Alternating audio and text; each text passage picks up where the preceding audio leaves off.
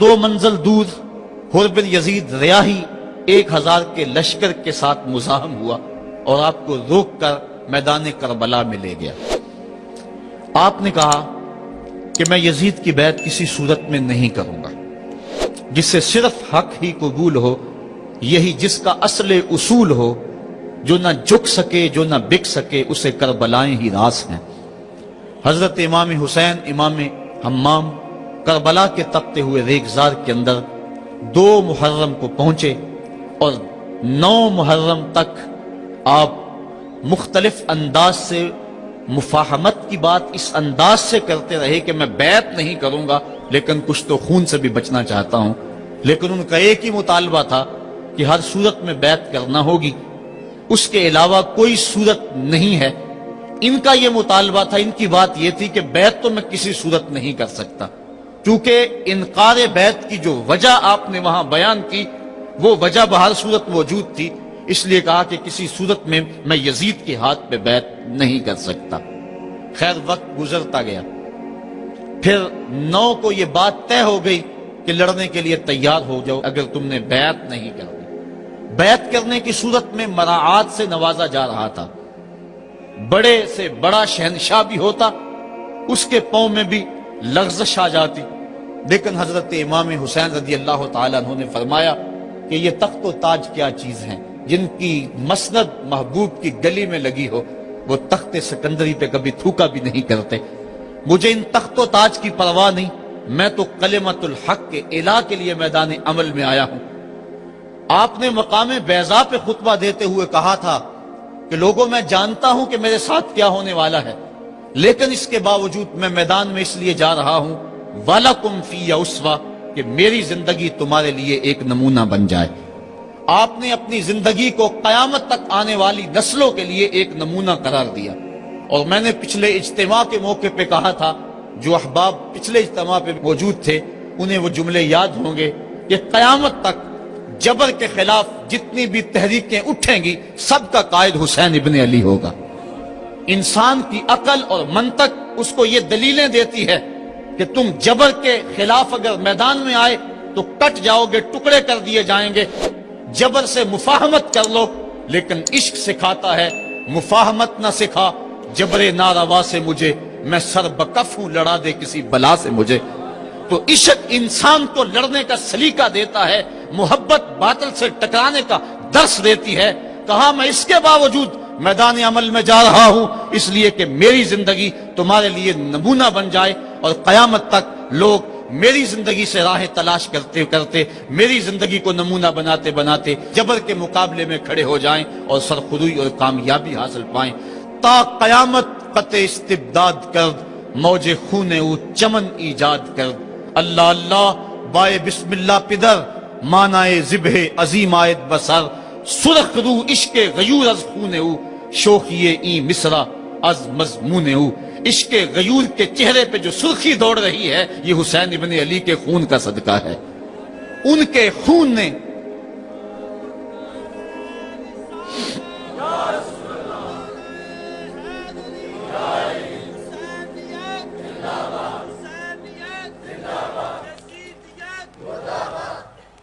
آپ نے 9 کی شب کو چراغ بجھا دیے، کہا یہ میری جان کے دشمن ہیں، تم اگر جانا چاہو تو جا سکتے ہو، میرے بعد تمہیں کوئی نہیں پوچھے گا۔ لیکن جانثاروں نے کہا یہ کیسے ہو سکتا ہے کہ آپ کا ساتھ چھوڑ کے چلے جائیں۔ پھر عاشورے کی وہ رات جو درد و اندوہ سے بری ہوئی رات تھی، ساری رات عبادت میں گزاری۔ ایک طرف شراب چل رہی ہے اور دوسری طرف آنکھوں سے عشق رسول کی مستی چھلک رہی ہے۔ تہجد کا وقت ہوا، نماز تہجد ادا کی، شہزادہ علی اکبر نے اذان پڑھی، اور کربلا کے ریگزار میں ان کی یہ آخری باجماعت نماز تھی۔ ریگستان کربلا کے ذرے گواہ ہو گئے ان کے سجدوں کے۔ آج کائنات کا وہ انوکھا باب رقم ہونے والا تھا کہ صدیاں جس پہ ناز کریں گی۔ فرشتوں نے کہا تھا مالک تو خلیفہ بنا رہا ہے انسان کو، یہ تو لڑائی کرے گا، سجدے تو ہم کرتے ہیں۔ آج فرشتوں نے بھی دیکھنا تھا کہ سجدہ کرنے کا جو انداز حسین ابن علی کا ہے، فرشتے اپنی زندگی کی ساری کمائی اکٹھی کر لیں، حسین کے سجدے کی زکات بھی نہیں بن سکتی۔ جب جبر کی تیغیں چمکنے لگیں اور ایک ایک کر کے آوان و انصار جام شہادت نوش کرنے لگے، کبھی واہب شہید ہو رہے ہیں، کبھی زہر شہید ہو رہے ہیں، کبھی اون و محمد کے لاشیں گر رہے ہیں، کبھی قاسم کی جوانی لٹ رہی ہے، کبھی جواں اکبر کی آواز کربلا کے ریک زاروں میں گونجتی ہے، یا اباتا ہو ادرکنی، میرے باپ مجھے پکڑیے۔ تو حضرت امام حمام دوڑ کے جاتے ہیں اور اپنے جواں بیٹے کی لاش کو کندھوں پہ اٹھا کے خیموں تک پہنچا کے ہاتھ فضا میں بلند کرتے ہوئے عرض کرتے ہیں، ربنا تقبل منا ھذا القربان، مالک حسین کی یہ قربانی بھی قبول کر لے۔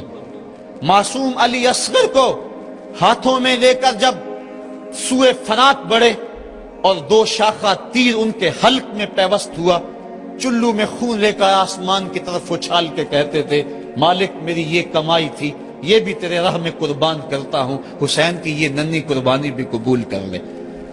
اب آیان و انصار اور اہل بیت کی ایک ایک کلی کربلا کے اندر کٹ گئی، فاطمہ کا سارا چمن اجڑ گیا، مصطفیٰ کی آل میدان کربلا کے اندر کٹ گئی۔ اب امام حمام ہاتھ میں تلوار لیے میدان عمل میں آئے اور آپ نے جو آخری خطبہ دیا تاریخ کے اوراق میں موجود ہے، لوگوں میرا حسب و نسب پہچانو، میں کون ہوں، میں کون ہوں، مجھے پہچانو، جلدی نہ کرو، ناحق خون اپنے ذمے نہ لو، میں وہ ہوں جو رسول کریم کے کاندھوں پہ کھیلتا رہا ہوں اور مجھے حضور نے لوریاں دے دے کے پالا ہے، میں حضور کی زبان چوسا کرتا ہوں۔ اس وقت دنیا پر کسی نبی کی بیٹی کا بیٹا موجود نہیں، میرا حق پہنچانو۔ لیکن اشقیاء کے آنکھوں کے آگے اندھیرا تھا۔ عمر بن سعد جو رے کی حکومت کے لالچ میں سب کچھ کرنے کے لیے تیار تھا، وہ حضرت سعد بن ابی وقاص کا بیٹا ہے، اور یہ وہ صحابی ہے جن کے لیے حضور کہتے تھے فدا کا امی و ابی، اے سعد میرے ماں باپ تیرے اوپر قربان ہوں۔ غزوہ احد کے موقع پہ حضور ان کے لیے کہہ رہے ہیں، لیکن آج وہی میدان میں نکلا ہوا ہے۔ حضرت امام حمام امام حسین رضی اللہ تعالیٰ عنہ پھر میدان عمل میں آئے، اور پھر دشمنان اہل بیت کے ساتھ جس جرت اور پامردی کے ساتھ آپ نے لڑائی کی، اور آپ کی تیغ براں جس طرح ان کے سر کاٹتی اور ان کا خون چاٹتی رہی، تاریخ کے اوراق میں وہ روشن باب موجود ہیں۔ آواز آ رہی تھی، یہ کون ذی وقار ہے، یہ کون شاہ سوار ہے، لباس ہے پھٹا ہوا، چھدا ہوا، کٹا ہوا، لخت لخت کٹا ہوا، پھر بھی ہے ڈٹا ہوا، یہ بال یقین حسین ہے، یہ نبی کا نور عین ہے۔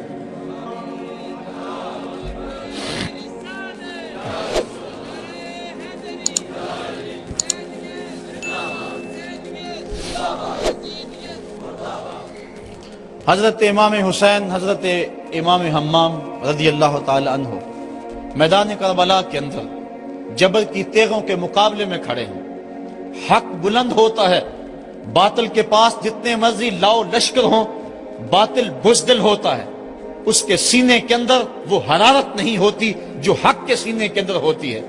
ذرا غور تو کرو، 22,000 کا لشکر جرار ان کے مقابلے میں، جو محتاط روایات کے مطابق، ورنہ 82 کی روایت بھی کتب تواریخ میں موجود ہے، بلا 72 افراد جو 3 دن سے بھوکے بھی اور پیاسے بھی ہیں، ان کے لیے 22,000 کا لشکر کیا معنی رکھتا ہے۔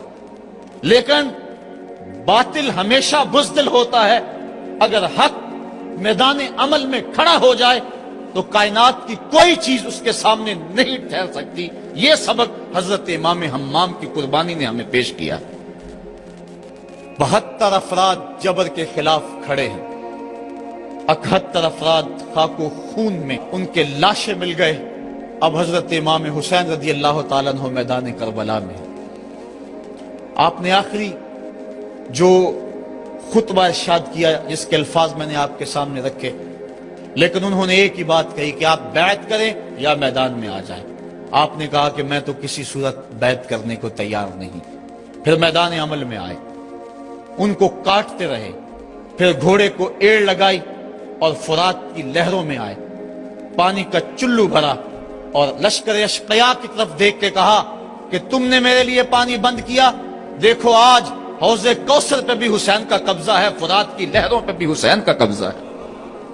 لیکن آپ نے اس کے باوجود